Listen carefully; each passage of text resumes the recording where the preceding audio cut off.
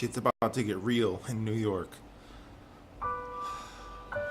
This morning, the Chelsea bombing suspect was identified as a traditional Muslim man, potentially part of a ring of organized anti-Western bombers in New York and New Jersey. Now,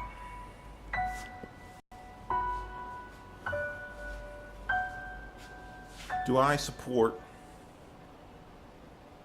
radical Islamic fundamentalism? Nope. My sexual orientation would get me beheaded in a country like that. I'm not the most religious guy, so there aren't going to be a lot of people that are down with me in that kind of environment. I'm not a theocracy guy. That's not my deal. That being said, I know that the persecution will not stop at conservative, traditionalist, radical, rhetorically intolerant Islamic institutions. The people who will end up paying for this extremism will be innocent people. People who do their best to assimilate into Western society, pay taxes, say good morning to their neighbors. They're going to be the ones who are punished for the transgressions of a few extremist, homophobic. Here's what's funny. Now, most people know I'm queer, right? Let's put an exclamation point on that, okay? We're going to put an exclamation point on the fact that I'm in a gay relationship, okay? I got no reason to run out here and cry for a bunch of Muslim fundamentalists who seems like they were motivated to bomb a gay neighborhood, a predominantly or historically gay neighborhood, right? I care about the people in Chelsea. I care about that community and the fact that it needs to be safe. Knowing what it's like to not be safe, to walk outside with your partner,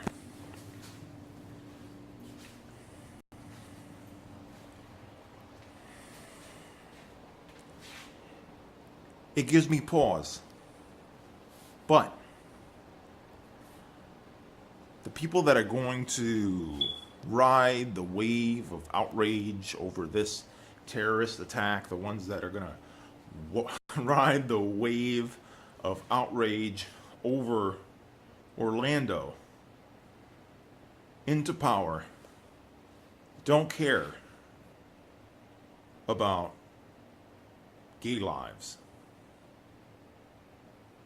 They couldn't be bothered. They couldn't care less. They hate us. We're part of their shit list, sort of their enemies list. But what they will do is play off the tolerance of other people. So they care about Orlando because the bomber, or in that scenario, the mass shooter, was Islamic. A brown Muslim, no less. I mean, again, it makes it a lot easier to vilify Muslims when they're less Anglo-looking, okay? But let's put that aside for now. What is a reasonable response to this? It's the same response. It's interesting that this year is the 15th anniversary of 9/11. Because in this moment, we have an opportunity to avoid repeating the mistakes we made after 9/11. Instead of questioning what precipitated this, What stoked this? How can we cut this out at the root?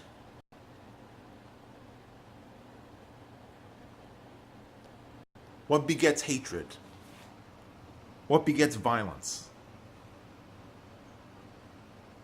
We don't have to go on a lynching campaign against every brown face in the tri-state area.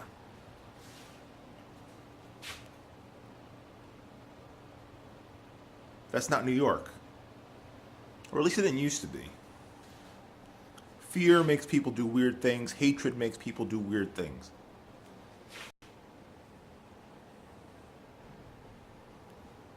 I'm not feeling it. You know what I mean? I'm not feeling it.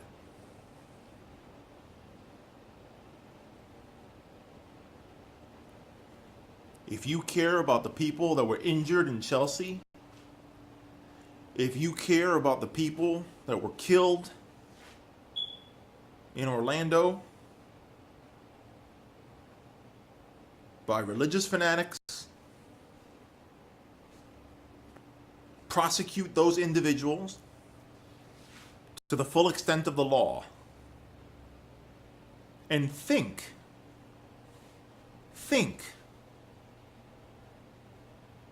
about what more hate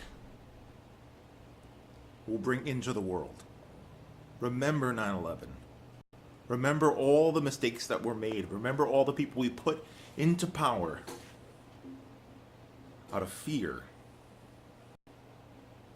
Remember the right-wing nightmare that followed for an entire decade. Remember how that infected the next administration under the veil, under the umbrella, under the label of terror. The national security apparatus, regardless of whoever's in charge, has become the worst kind of police state.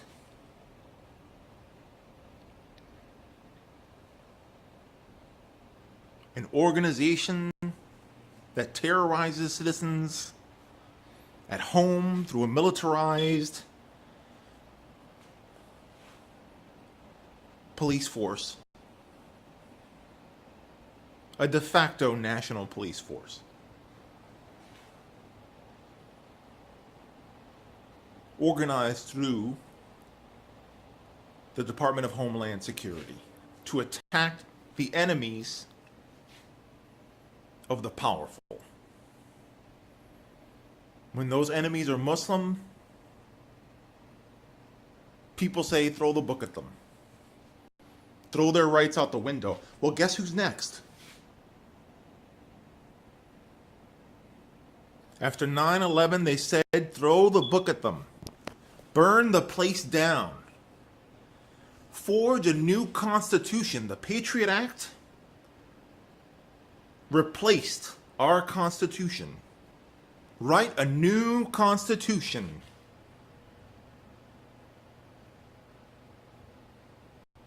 And we're lucky we missed out on Patriot Act 2. Look that up. We went from being an open society to being a closed society that takes away people's rights, revises the Constitution until it doesn't have any weight or value or meaning.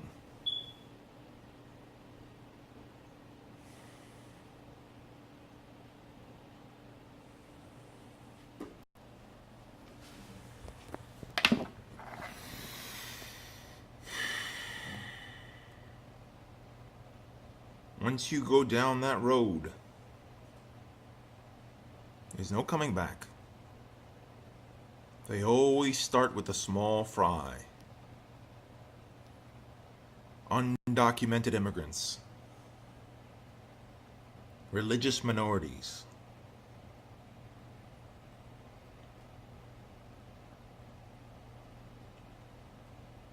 homosexuals, non-gender conforming individuals, women who subvert the domestic paradigm.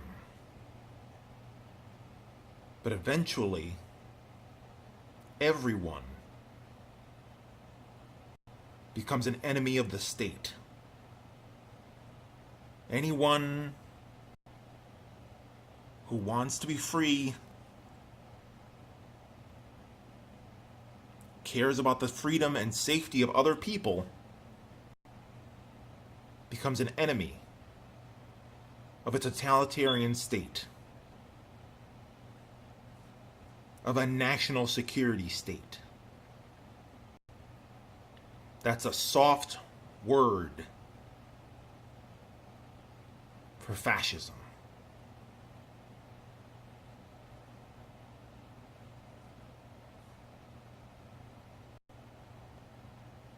Don't let fear put you in a prison. Unlearn what you've been taught about the threat.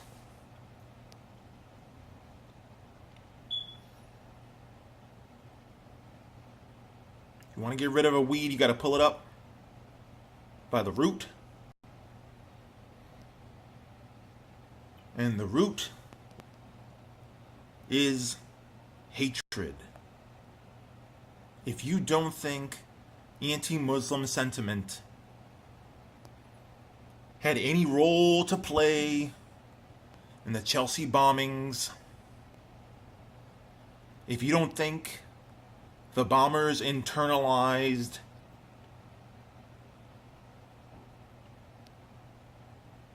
sentiment that they were hated in their own country, if you don't think they felt outraged by atrocities and injustices committed by the United States government against Muslim civilians in drone strikes,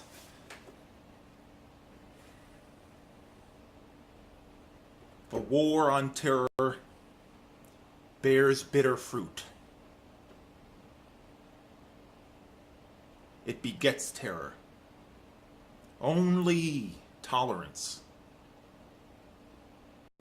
will bring us back to who we are as a nation, as a people,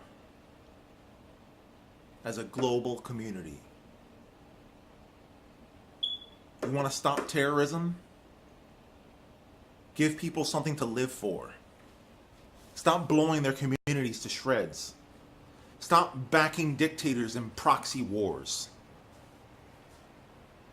Stop saying Islam is the problem, so that for every one of these terrorists that goes down, 10 more are persecuted and humiliated and made to feel like they are not Americans.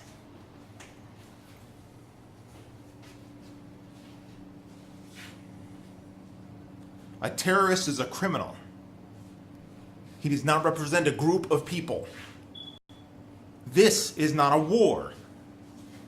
We are not facing off against a Muslim army with uniforms and generals.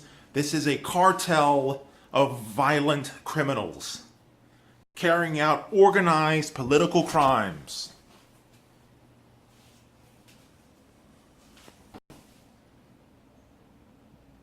In order to enforce the rule of law, it has to apply to you first.